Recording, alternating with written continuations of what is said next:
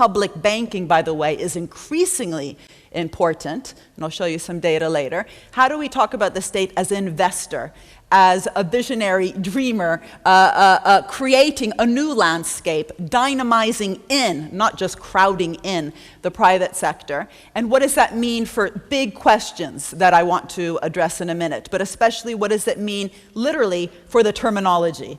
You know, beyond enabling and leveling, but actually creating a portfolio of different areas. And how do we actually track what that portfolio is doing in terms of also remaining broad and not, you know, putting all eggs in one basket? And I want to sort of focus my remaining time around these big four questions that I think are actually quite crucial for changing the conversation from a market fixing one to a market shaping and creating one, and hopefully, and this is actually becoming a project that I'm setting up in a new center, which I'll be announcing in a month or so, but forget that part, which is how do we change the conversation, for example, from one where we're always worrying about don't pick winners, right? I don't know if you have this terminology here, but often we say, you know, the state should not pick a direction, it should facilitate, but the direction itself should be chosen by the market, so the state should not, through any activity it does, pick a particular technology, a particular firm, or a particular direction.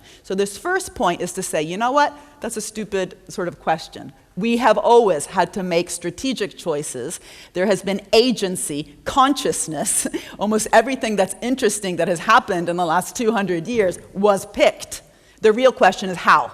How do we actually pick broadly defined directions, something that I'm going to be calling missions, so problem-specific directions, and how can we learn how that occurred, for example, in places like Silicon Valley? So instead of saying, don't pick winners, have a really more interesting and dynamic understanding of how this picking, choosing, deciding strategic agency actually did occur in interesting places, from Israel's Yozma program, it's a public venture capital fund, to DARPA, to your own Nordic Investment Bank, to the Brazilian Development Bank, which up until a year ago was extremely active, but also how these different agencies and organizations interacted with something that one of your actors there, not actors, who was she, the woman in your video who talked about the need for public vision? How do these choices relate then to a much higher level vision that a government might have?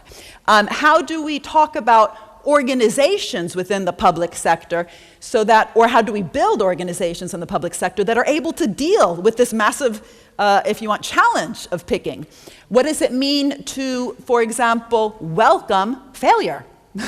Given that actually most of the successes, which I'll talk about very soon, they only occurred because on the way, someone tripped and fell and made lots of errors, trial and error and error and error. And hopefully learning from those errors. So how do you build learning organizations in the public sector, which unfortunately we don't talk about enough. People go to business schools and learn about strategic management, decision sciences. The finance minister of Latvia was just telling me that you have an MBA. I'm sure you studied great courses around these areas, organizational behavior, et cetera, in the private sector. But because we've dismissed the public sector as doing anything more than enabling and leveling the playing field, these huge organizational issues have not been really studied. Third, how do we assess, evaluate these investments? Because it's no good to argue for mission-oriented investments in different areas, whether it's in green or health, if then as soon as you're evaluated, you're told you're crowding out the private sector. And in fact, many of the crowding out evaluations that I've seen, including, by the way, with the BBC, the British Broadcasting Corporation, which the world benefits from because of their very high quality, over the last year has gone through a charter review looking at its role, and it's been fascinating to me to see how badly it was evaluated. By badly, I mean in a really static way.